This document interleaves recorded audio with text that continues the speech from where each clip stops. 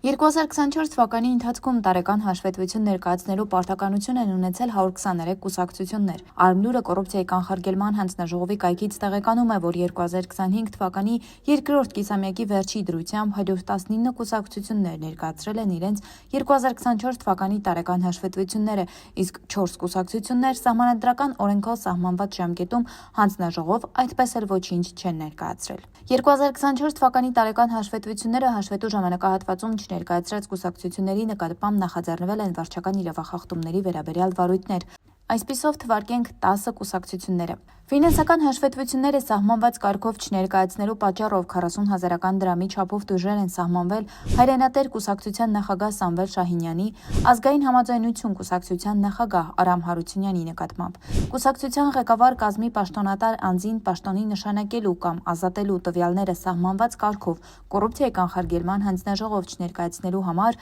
100,000 դրամներով տուգանվել են Համախմբում կուսակցության նախագահ Վարդան Օսկանյանը, Միասնական հայրենիք կուսակցության նախագահ Մհեր Տերտերյանը,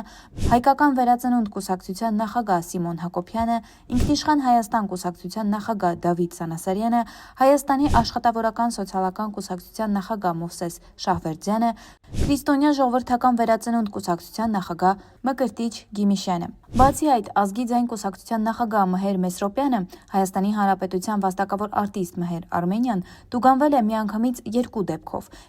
Ֆինանսական հաշվետվություն և տեղեկություններ չներկայացնելու համար 40,000 և 100,000 դրամով։